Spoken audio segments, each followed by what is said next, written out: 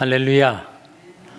우리가 함께 모였으니까 주님을 찬양하겠습니다. 찬송가 204장 부르시겠습니다.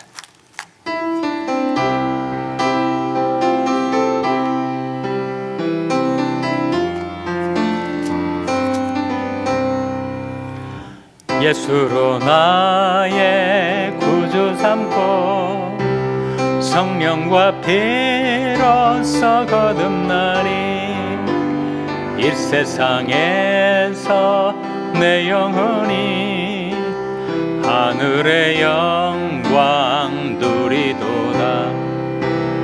이것이 나의 간증이요 이것이 나의 찬송일세. 나 사는 동안 끊임없이 구주를 찬송하리로다. 온전히 주께 맡긴 내 영, 사랑의 음성을 듣는 중에 천사들 왕래하는 것과 하늘의 영광 보리로다. 이것이 나의 간증이요 이것이 나의 찬송일세. 나 사는 동안 끊임없이 구주를 찬송하리로다. 주 안의 기쁨 누림으로 마음의 풍랑이 잔잔하니 세상과 나는 간 곳 없고 구속한 주만 보이도다. 이것이 나의 간증이요 이것이 나의 찬송일세. 나 사는 동안 끊임없이 구주를 찬송하리로다.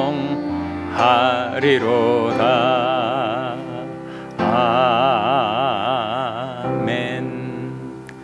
한 장 더 부르겠습니다. 495장 부르시겠습니다.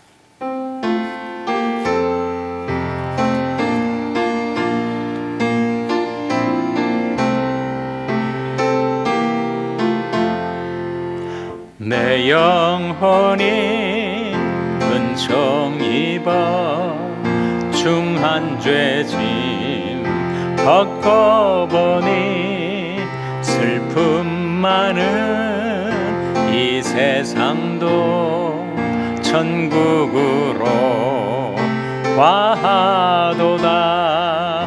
할렐루야 찬양하세.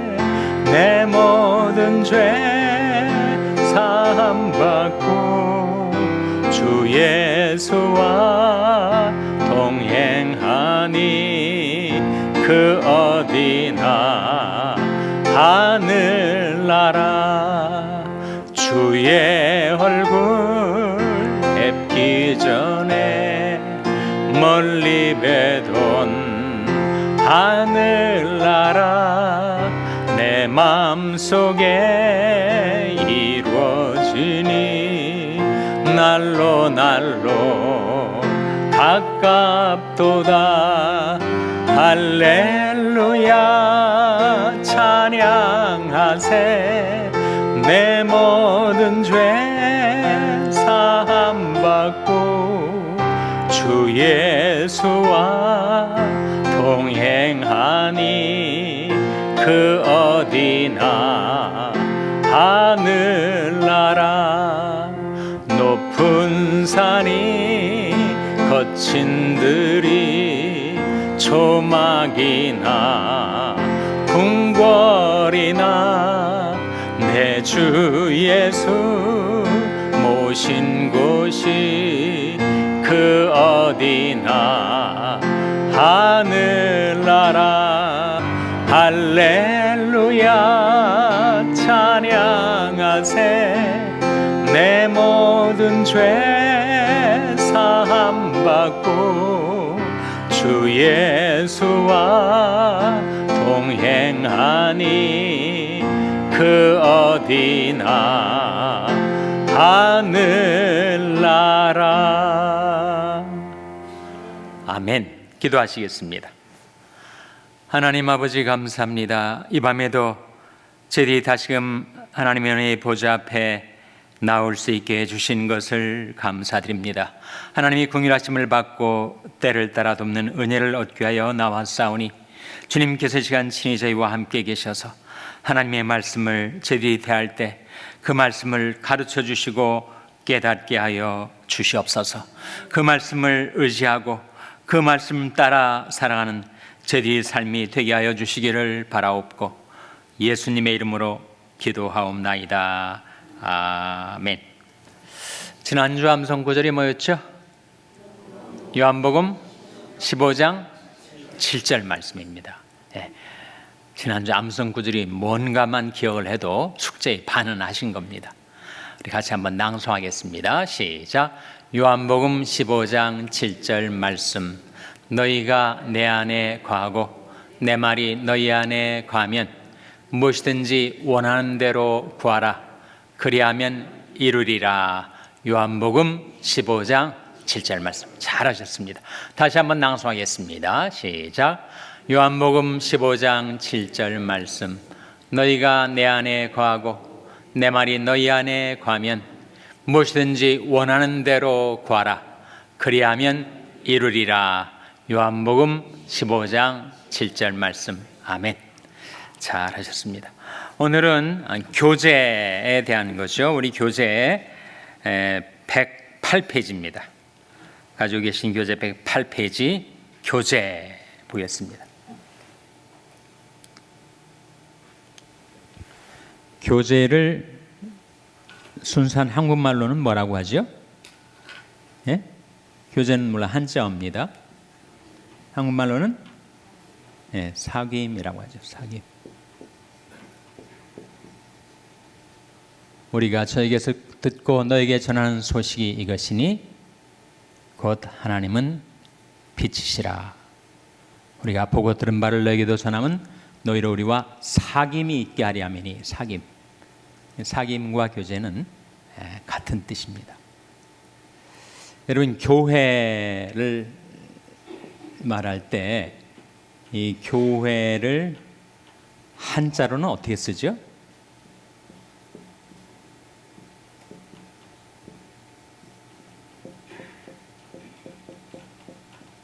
이렇게 쓰지 않습니까? 교회의 이 교자는 무슨 교자예요? 가르칠 교자입니다. 교회란 말은 이건 무리회자, 모임 회자니까 가르치는 모임, 그런 뜻이죠.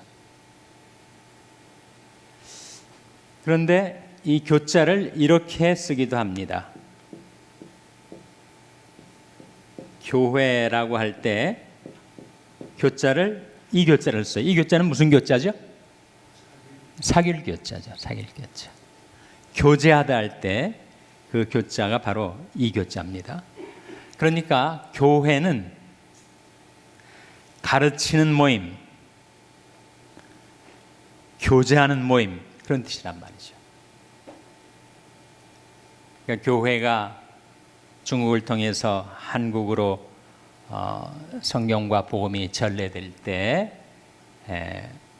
이 교회라고 할 때 영어로는 교회를 뭐라고 하죠? 영어로는 church라고 하죠.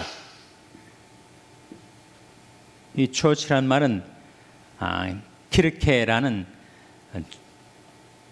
중세 영어에서 나왔고 그것은 원래는 큐리오스에서 나왔습니다. 큐리오스.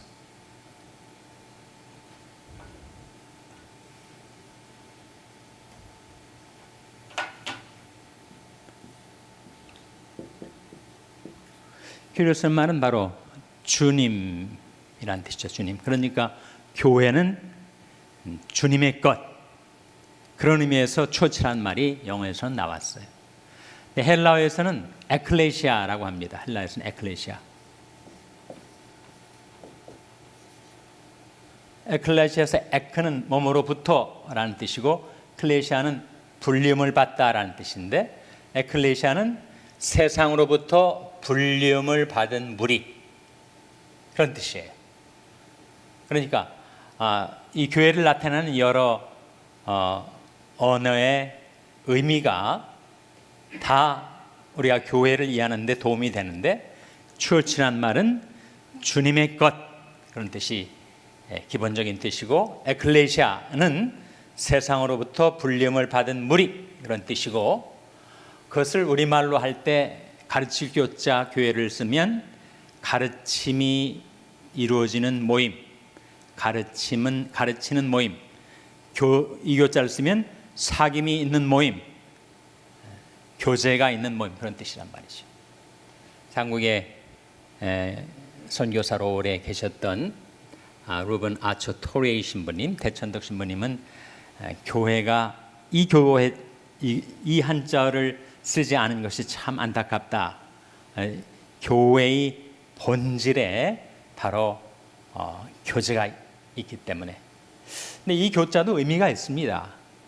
교회에서 뭘 가르치는 거죠? 교회는 하나님 말씀을 가르치는 곳이니까 교회는 하나님의 말씀이 가르쳐주고 성도의 교제가 있는 것이 바로 교회다 이렇게 얘기할 수가 있겠죠.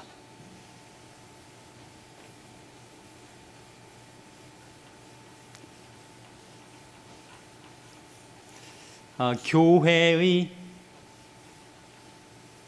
5가지 사명이 있습니다. 교회의 존재의라고도 할 수 있는데 교회는 뭐 하는 곳이냐? 교회 안에는 5가지 본질적인 기능이 있어요. 우리 샬롬교회에서는 샬롬교회의 5대 비전 이렇게 표현을 하고 있죠. 바로 신령한 예배,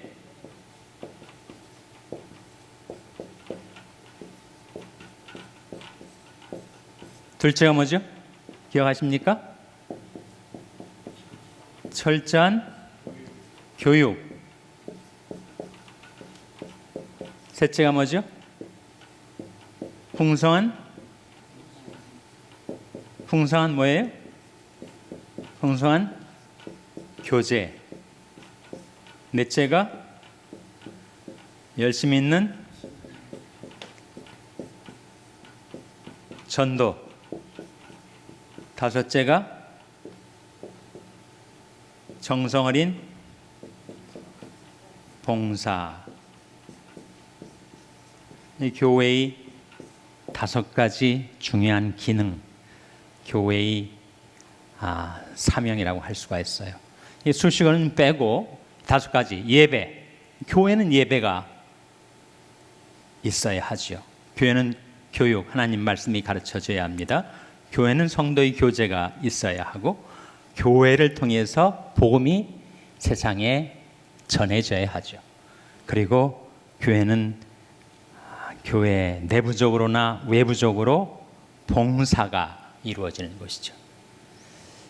그래서 그 교회의 5가지 기능 또는 5가지 사명을 좀 더 드러내기 위해서 예배는 신령한 예배, 교육은 철저한 교육, 교제는 풍성한 교제, 전도는 열심히 있는 전도, 봉사는 정성인 봉사 이렇게 5가지. 영어로 이걸 표현해 보시면 뭐라고 할 수 있겠어요? 신령한 예배는 spiritual worship이 되겠죠.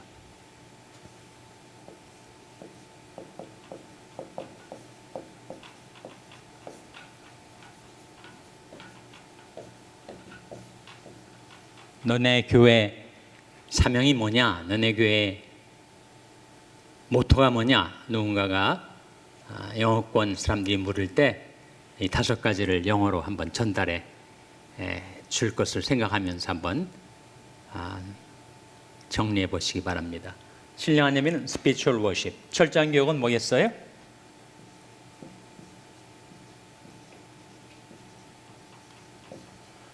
thorough education이라고 할 수 있죠.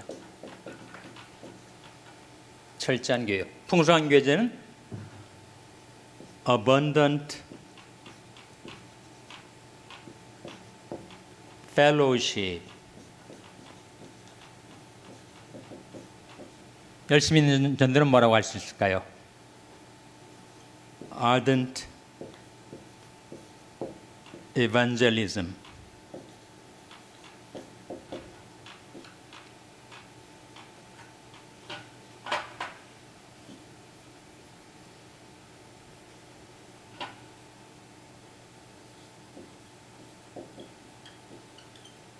정선이 봉산 cordial service.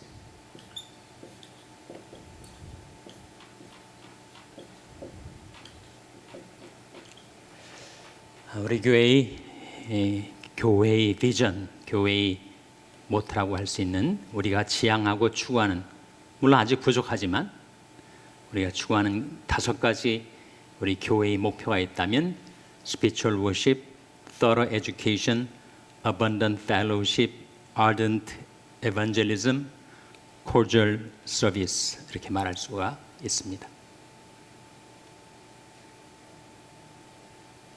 역시 수식어는 잠깐 괄호로 쳐두고 5가지 worship, education, fellowship, evangelism, service.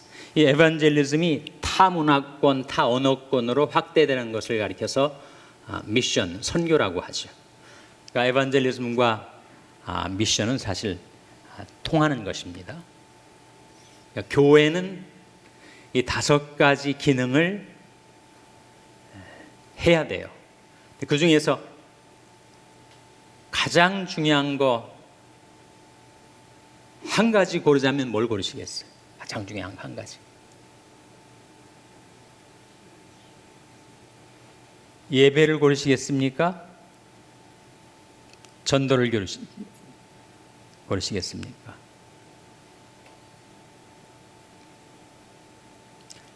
그래서 어느 교회는 예배를 가장 중시해요. 또 어떤 교회는 미션, 전도를 가장 중시합니다. 그건 사실 성경적이라고 할 수 있어요. 성경에서 Great Commandment, 가장 큰 계명이 하나님 사랑, 이웃 사랑이니까 내 마음과 목숨과 뜻과 힘을 다해 하나님을 사랑하라. 그것이 바로 신령한 예배로 표현되는 것이고, 그 다음에 Great Commandment와 더불어 Great Commission 있지 않습니까? 지상명령, 땅까지 복음을 전파하라. 그러니까 교회에서 이 5가지 중에서도 교회의 사명이라고 할 수 있는 2가지를 더 고르자면 1번과 4번이라고 할 수가 있겠죠. 그것을 잘하기 위해서 교육도, 교제도, 봉사도 필요한 것이라고 할 수가 있습니다. 신약 성경이 헬라어로 쓰여졌기 때문에 여러분이 헬라어를 배울 기회가 없으시더라도 그 몇 가지 중요한 그 단어들, 헬라어 단어들은 좀 접해 두시면 나중에 도움이 될 때가 있을 거예요. 그래서 우리가 지금 생각하고 있는 이 5가지, 영어로는 worship, education, fellowship, evangelism, service를 헬라어로는 뭐라고 하는가? 헬라어는 라트레이아라고 합니다. 예배는 라트레이아. 헬라어 단어를 알파벳을 쓰지는 않겠고 영어로 transliteration 하면은 라트레이아가 됩니다. 이 예배란 말이에요. 그다음에 교육은 디다스칼리아라고 합니다. 디다스칼리아.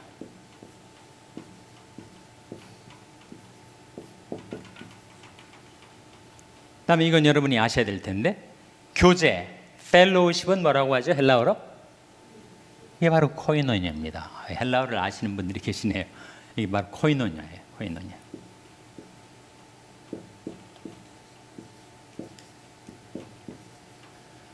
그다음에 전도, 에반젤리즘은 유앙겔리온이라고 합니다. 유앙겔리온.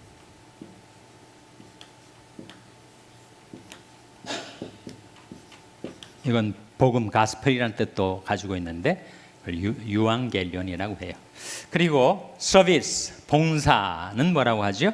이것도 아셔야 되는데, 교제가 코이노니아이고 봉사는 뭐라고 해요? 봉사는 디아코니아라고 합니다. 디아코니아.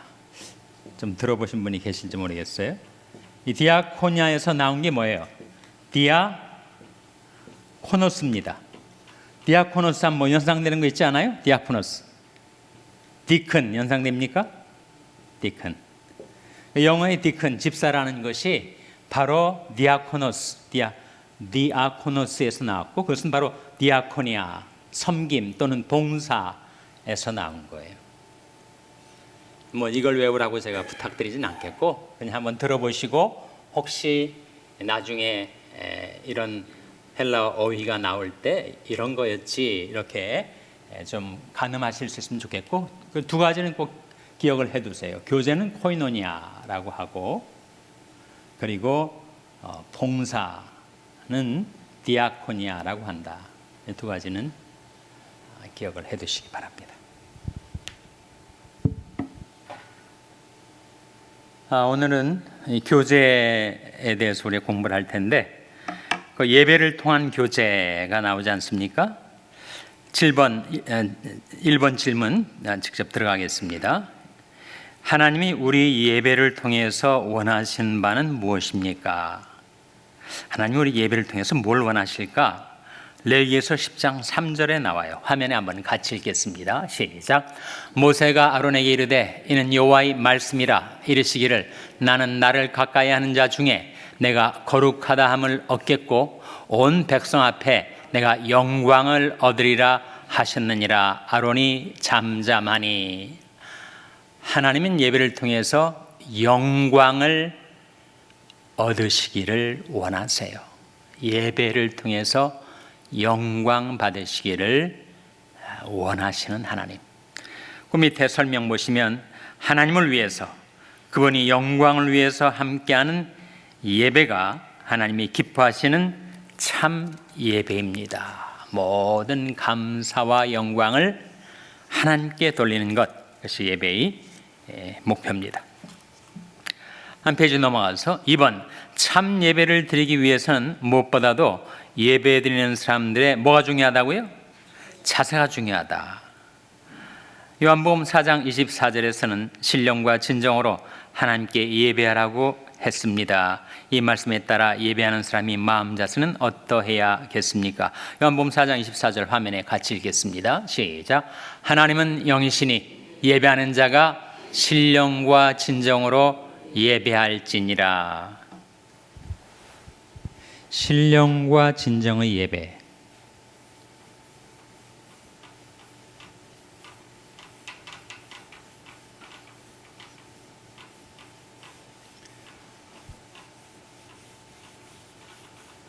신령과 진정이 무슨 뜻일까?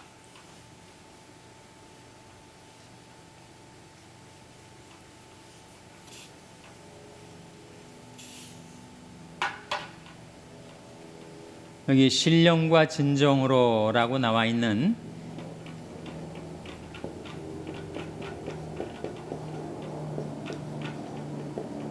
이 두 단어가 헬라어에서는, 신약성경이 원래 기록된 헬라어에서는 푸뉴마와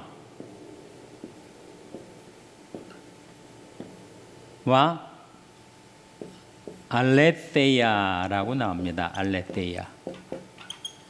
푸뉴마는 뭐죠? 푸뉴마는 성령을 가리키죠.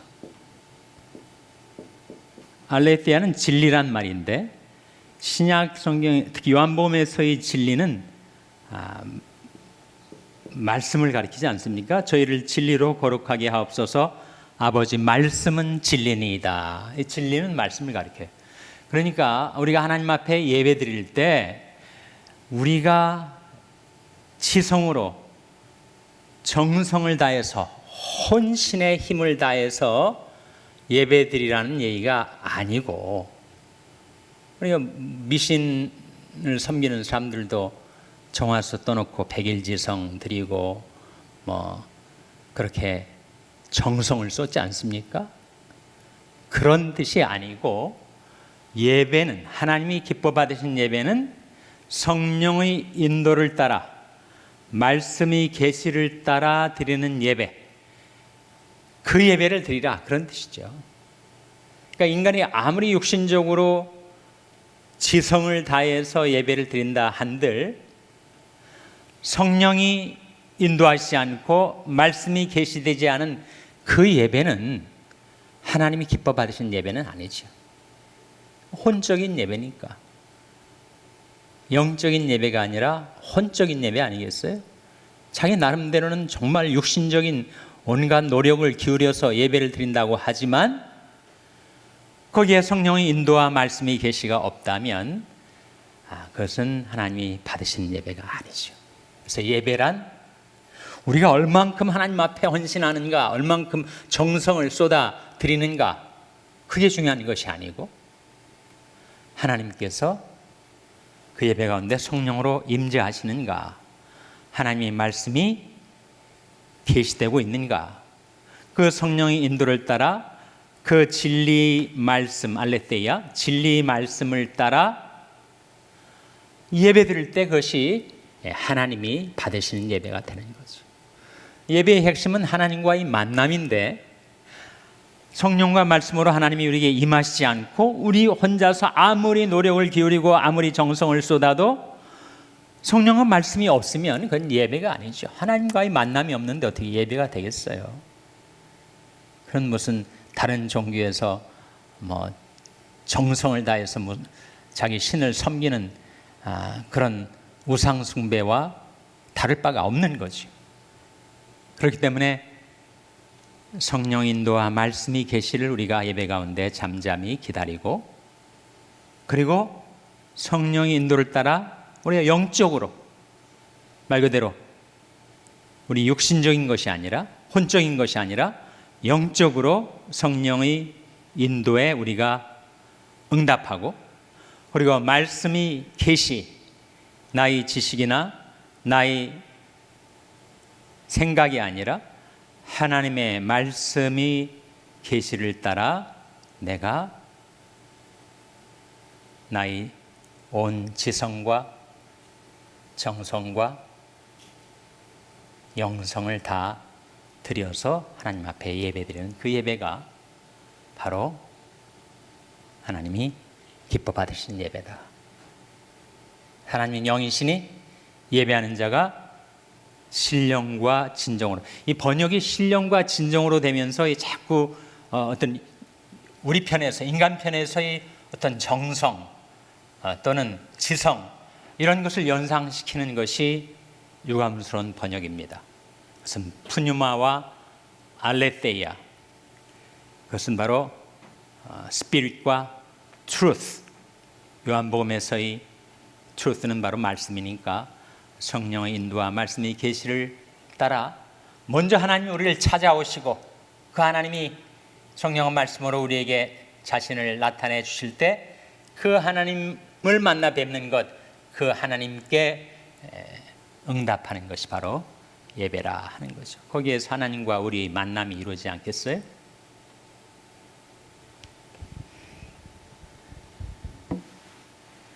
다음에 2번 넘어갑니다. 전도서 5장 1절 2절 화면에 같이 읽겠습니다. 시작. 너는 하나님이 전에 들어갈 때 내 발을 삼가할지어다. 가까이하여 말씀을 듣는 것이 우매자의 제사 드리는 것보다 나으니 저는 악을 행하면서도 깨닫지 못함이니라. 너는 하나님 앞에서 함부로 입을 열지 말며 급한 마음으로 말을 내지 말라. 하나님은 하늘에 계시고 너는 땅에 있음이니라. 그런즉 마땅히 말을 적게 할 것이라. 이 말씀 속에서 예배자의 자세가 나오지 않아요? 너는 하나님 앞에서 함부로 입을 열지 말며 급한 마음으로 말을 내지 말자다. 가까이하여 말씀을 듣는 것이 우매자의 제사 드리는 것보다 낫다. 아니, 말씀도 모른 채, 성령의 인도도 경험해 보지 못한 채 그냥 내가 정성을 드리고 제사를 드리고, 그의 예배가 아니라는 거죠. 가까이하여 말씀을 듣는 것이 우매자의 제사 드리는 것보다 낫다. 예배자가 어떤 마음으로 예배에 참여해야 할지를 보여주는 말씀 아닙니까? 하나님은 하늘에 계시고 우리 인간은 땅에 사는 존재이니 하나님 앞에 함부로 말을 하고 내 생각, 내 노력, 내 육신적인 그런 정성 이전에 먼저 하나님의 나타나심을 기다리는 마음 자세가 예배자의 자세다 하는 거죠. 3번 넘어가겠습니다. 예배가 복잡해야 할 필요는 없습니다. 그러나 예배는 우리 마음과 삶을 하나님께 드리며 그 안에서 하나가 되는 시간이어야 합니다. 사도행전 2장 42절은 예배에 필요한 요소 4가지를 가르쳐줍니다. 어떤 것인가 한번 보겠습니다. 화면에 시작. 저희가 사도의 가르침을 받아 서로 교제하며 떡을 떼며 기도하기를 전혀 힘쓰니라. 예배의 4요소가 여기 나오죠. 첫째가 뭐예요? 가르침. 둘째가 뭡니까? 교제. 셋째가 뭐예요? 떡을 땜이 뭔가? 이것은 먼저 떡을 땜은 성찬을 말하고 그리고 애찬에도 적용이 되는 것입니다. 그리고 4번째가 뭐예요? 기도 아니에요? 그래서 예배에는 말씀이 있어야 됩니다. 가르침, 디다스칼리아. 그리고 예배에는 성도의 교제, 성도가 하나 되어서 하나님께 예배를 드리는 것이죠. 그리고 예배에는 성찬이 있고 또 애찬이 있고 그리고 예배, 기도 없는 예배를 상상할 수 있어요? 기도가 예배의 본질적인 요소입니다. 2번, 이외에 예배에 포함되어야 할 것들을 생각해 보십시오. 한 가지 역대상 16장 29절에서 한번 발견해 보시기 바랍니다. 화면에 같이 읽겠습니다. 시작. 여호와 이름에 합당한 영광을 그에게 돌릴지어다. 예물을 가지고 그 앞에 들어갈지어다. 아름답고 거룩한 곳으로 여호와께 경배할지어다. 뭘까요? 예물을 드리는 것, 그걸 뭐라고 하죠? 봉헌이라고도 하고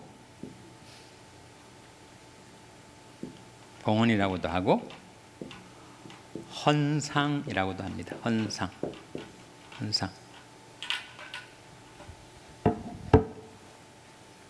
다음에 골로새서 3장 16절 같이 읽겠습니다. 시작. 그리스도의 말씀이 너희 속에 풍성히 과하여 모든 지혜로 피차 가르치며 권면하고 시와 찬미와 신령한 노래를 부르며 마음의 감사함으로 하나님을 찬양하고. 여기 예배의 요소 뭐가 있죠? 찬양이 있습니다. 그래서 정리를 해보면 우리가 주일 예배도 드리고 새벽 예배도 드리고 수예배도 드리고 예배를 드리는데 예배에 있어야 할 예배의 요소가 뭔가? 말씀, 다음에 기도, 다음에 찬송, 다음에 성찬, 다음에 헌상, 봉헌 같은 뜻이 5가지 요소를 우리가 생각해 볼 수 있습니다. 예배에는 말씀이 있어야 되죠. 또 기도가 있어야 됩니다. 찬송이 있어야 되죠. 새벽 예배 때도 항상 이 3가지는 있지 않습니까? 말씀, 기도, 찬송.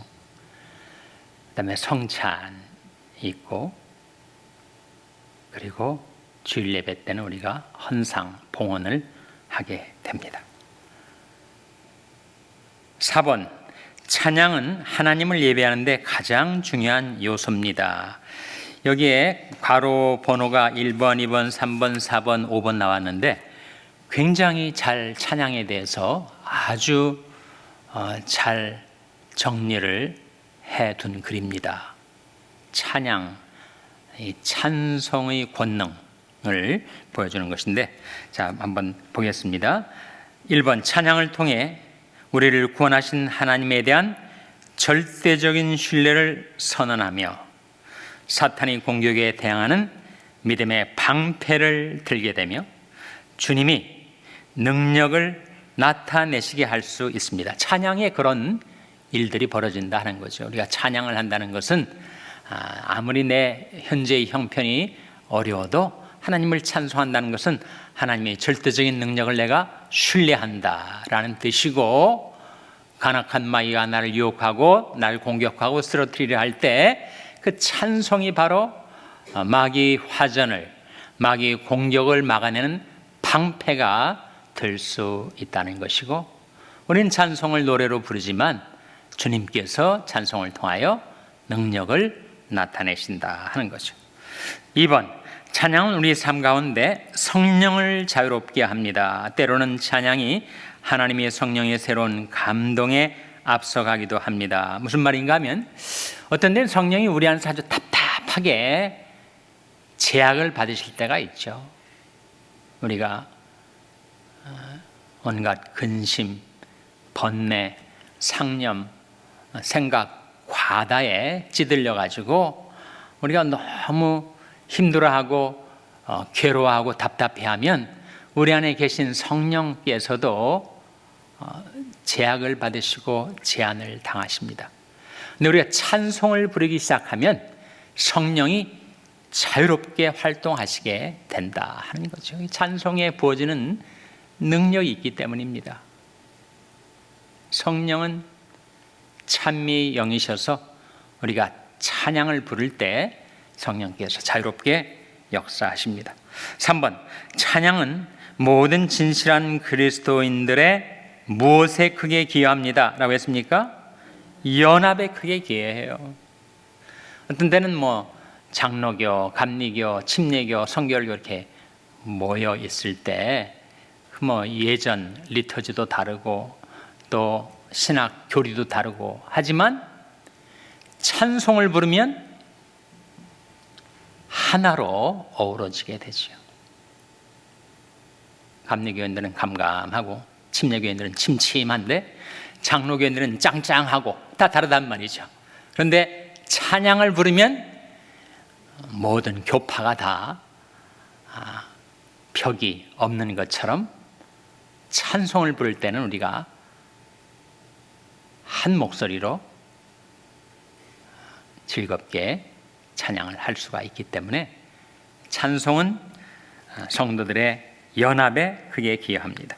4번, 찬양은 우리 마음을 주님께 고정하는데, 우리의 귀를 주님의 말씀에 집중하는데, 그의 사랑이 우리 마음에 부어지기 위하여 준비하는데 도움이 됩니다. 특히 주일날 우리가 예배 직전에 어떤 예배 순서가 있죠? 설교 직전에 어떤 예배 순서가 있죠? 기억하십니까? 설교 직전에 뭐 해요? 네, 성가대가 찬양하잖아요. 성가대가 찬양하고 그 다음에 설교가 이어집니다. 성가대의 찬양을 듣는 가운데 좀 이 4번에서 말하는 그런 일이 벌어진다는 거예요. 성도들의 마음을 주님께 고정시키고 성도들의 귀를 주님의 말씀에 집중할 수 있게 준비해주고, 그리고 하나님의 사랑이 그 찬송을 통해서 우리 마음에 부어지게 된다 하는 거죠. 얼마나 찬송이 중요합니까? 다음에 5번, 찬양은 하늘나라의 언어이므로 찬양을 통해 무엇을 미리 맛보게 된다고요? 하늘나라를 미리 맛보게 돼요. 우리가 불렀던 오늘 찬송 중에 내 영혼이 은총 입어, 그 찬송 있지 않아요? 거기에 제가 좋아하는 가사 소절이 나오는데, 주 예수와 동행하니 그 어디나 하늘나라. 우리가 그걸 체험하며 살아갑니다. 정말 내가 어디에 있든지 주님이 나와 함께 계시니까 이곳이 하늘나라지, 그런 느낌을 받을 때가 있잖아요. 주 예수와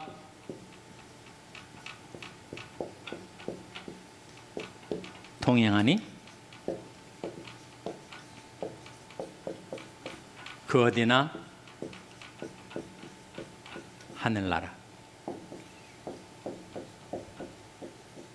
우리가 죽은 다음에 영원한 천국에 들어가 살게 되겠지만 이 세상에 살 때도 그 어디나 하늘나라를 경험하려면 주 예수와 동행할 때 그것이 이루어진다. 그래서 주 예수 대신에 예수님이 눈으로 안 보이는 것처럼 느껴질 때가 있으니까 말씀이 바로 예수님의 계시의 통로 아니에요?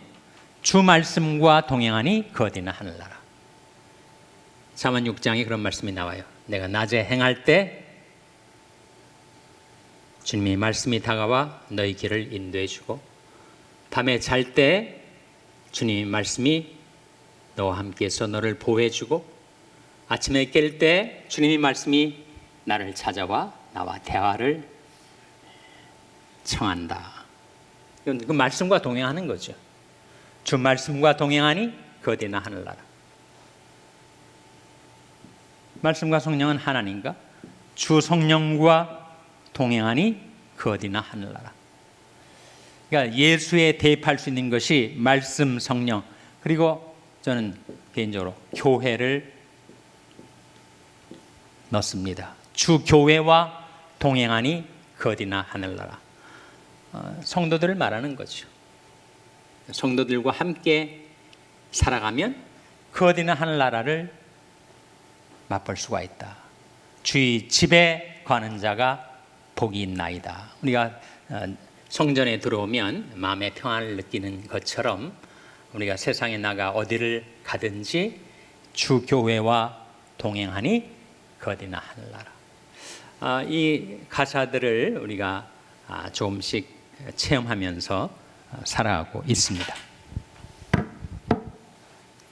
성도 간 교제를 보겠습니다. 성도 간 교제는 1번 지체 의식이 있어야 합니다. 어딘지 좀 따라오고 계시죠? 네, 중간 부분에 1번 지체 의식이 있어야 합니다. 지체란 말이 뭐죠? 근데 멤버라는 거죠.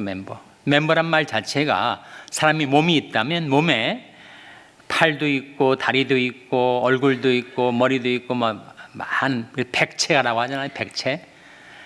수많은 몸의 부분들, 지체들을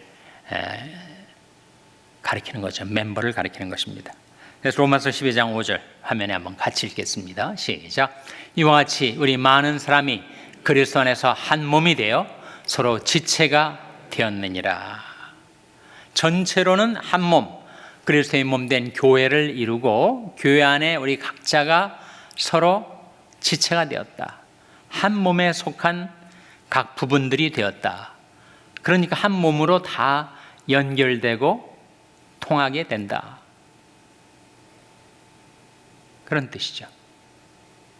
이게 바로 지체, 멤버의 의미입니다. 몸에 비유하자면 지체가 되는 것이고, 가정에 비유하자면 우리가 다 뭐가 되는 거예요? 서로 형제 자매가 되는 거죠.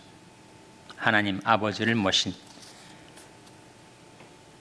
주 예수님이 맏아들이 되신 그 가정에 우리가 형제 자매들이 되는 것입니다. 교회를 두 가지로 이해할 수 있습니다.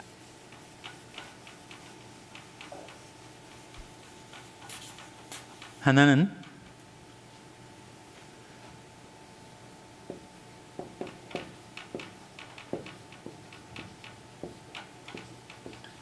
유니버설 처치, 다른 하나는 로컬 처치. 유니버설 처치라는 것은 보편적 교회라는 뜻이죠. 그러니까 이 지구상의 모든 교회들이 영적으로 한 그리스도의 몸, 보편적 교회를 이루고 있다는 거예요. 로컬 처치라는 것은 토렌시 지역에 샬롬 교회가 있고, 또 한국에 잘 알려진 교회, 영락교회든 소망교회든 교회들이 있고, 미국에도 수많은 교회들이 있지 않습니까? 각 지역의 존재하는 교회들을 가리키죠. 로컬 처치라고 합니다. 다른 말로 하면 유니버설 처치를 인비지블 처치라고 합니다. 인비지블.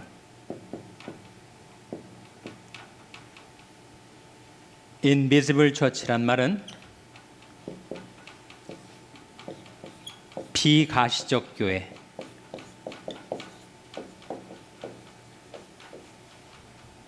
눈에 보이지 않는 교회라는 말이죠. 로컬 처치는 따라서 비지블 처치를 말하죠. 가시적 교회.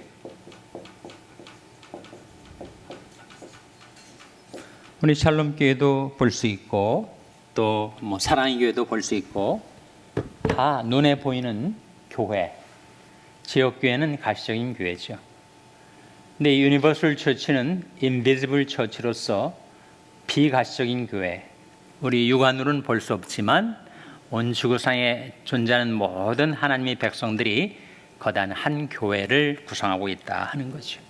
그러니까 성경에 보면은 특히 에베소서하고 골로새서에서 나오는 교회는 이 유니버설 처치를 가리킬 때가 많습니다. 그러나 성경에 나오는 구체적인 교회 이름들, 예를 들어서 데살로니가 교회, 빌립보 교회, 예루살렘 교회, 안디옥 교회는 다 여기에 나오는 로컬 처치 또는 비즈블 처치라고 할 수가 있죠. 마지막 문단 보겠습니다. 그리스도의 몸은 보이지 않는 모든 그리스도인들을 말하기도 하지만 성경은 많은 부분에서 그리스도의 몸을 구체적으로 지역 교회들, 바로 로컬 처치를 말합니다. 지역 교회들에 초점을 맞추어 설명합니다. 그러므로 그리스도인들은 일정한 지역 교회에 소속하여 참여해야 합니다. 그리고 지체로서 맡은 일들을 즐겨 감당해야 합니다. 나는 교회에 소속되지 않고 교회 가면 사람들하고 부딪히고 오히려 내 신앙에 마이너스가 되는 것 같아서 내 혼자 정말 방해받지 않고 열심히 신앙생활을 하겠다. 그것이 그럴듯하게 들릴지 몰라도 성경적인 것은 아니에요. 소위 말하는 무교회주의는 무교회주의도 사실은 자기들끼리 또 모입니다. 그래서 교회는 성경의 명확한 계시에 따라 이루어진 것인데 그 교회를 거부하고 교회를 부정하는 것은 그것은 성경적이지 않죠. 물론 현실 교회는 많은 문제점들을 가지고 있고 내 신앙생활에 정말 도움이 될까 이렇게 느껴질 때가 있겠지만 내가 어느 로컬 처치에 소속되는 것은 주님의 뜻입니다. 서로 돌아보아 사랑과 선행을 격려하며 모이기를 피하는 어떤 사람들의 습관과 같이 하지 말고 오직 권하여 그날이 가까움을 볼수록 더욱 그리하자. 모이기를 피하는 어떤 사람들의 습관과 같이 하지 말라라고 성경은 가르쳐주고 있습니다. 한 페이지 넘어가서 주 안에서 하나 되어야 합니다. 에베소서 4장 4절 화면에 같이 읽겠습니다. 시작. 몸이 하나이요 성령이 하나이니 이와 같이 너희가 부르심의 한 소망 안에서 부르심을 입었느니라. 몸이 하나요. 그리스도의 몸이 하나란 말이죠. 바로 유니버설 처치를 가리키는 거죠. 성령이 하나다. 그 유니버설 처치에도 성령이 계시고 로컬 처치에도 성령이 물론 계십니다. 마귀의 괴계의 목표는 바로 이어지는 문단, 마귀의 괴계의 목표는 그리스도인들의 연합을 파괴하는 것입니다. 마귀는 혼동과 무분별과 잘못된 교리의 권위자입니다. 마귀는 대단한 권위자인데 무슨 권위자인가? 무슨 권위를 가지고 있는가? 혼동시키고 무분별하게 하고 잘못된 교리를 퍼뜨립니다. 요한복음 17장 11절 화면에 같이 읽겠습니다. 시작. 나는 세상에 더 있지 아니하고 아나 저는 세상에 있사옵고 나는 아버지께로 가옵나니 거룩하신 아버지여 내게 주신 아버지의 이름으로 저희를 보존하사 우리와 같이 저희도 하나가 되게 하옵소서. 예수님께서 이 세상에 계실 때 하나님 아버지께 드렸던 대제사장적 기도인데 그 기도의 핵심은 교회가 하나 되게 하옵소서. 그렇게 기도를 하셨습니다. 3번, 각 사람의 무엇을 이해해야 된다고요? 무엇을? 다양성을 이해해야 됩니다. 방금 하나 되게 하옵소서라고 했는데 또 다양성이 나오니 이 양자의 관계가 뭔가? 그것이 바로 교회가 지니고 있는 Unity and Diversity를 말합니다. 교회의 일치와 다양성이죠. 다양성.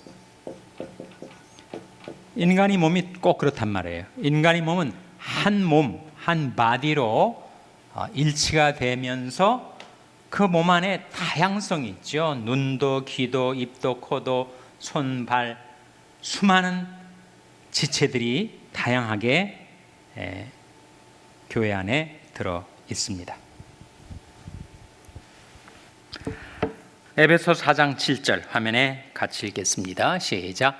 우리 각 사람에게 그리스도의 선물이 분량대로 은혜를 주셨나니, 각 사람에게 선물을 주시고 은혜를 주셨다.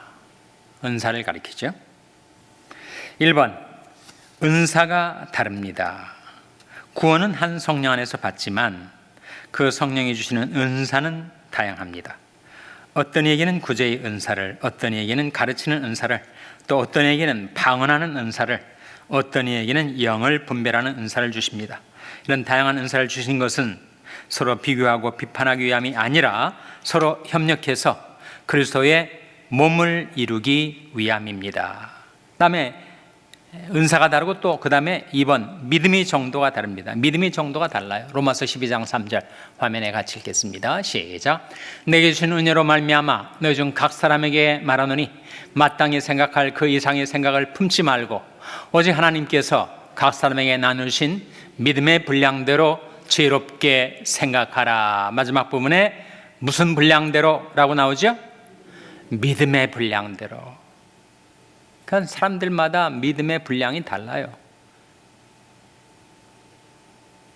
큰 믿음을 가진 사람도 있고 작은 믿음을 가진 사람도 있고, 문제는 믿음의 분량이 다른데 서로가 서로를, 믿음이 크다고 하는 사람은 믿음이 작은 사람을 어떻게 여겨요? 업신여겨요.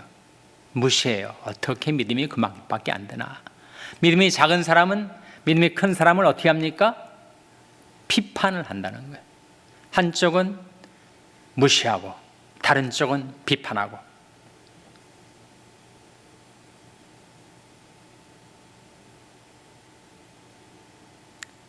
그래서 로마서 14장 1절 말씀 먼저 읽겠습니다. 시작.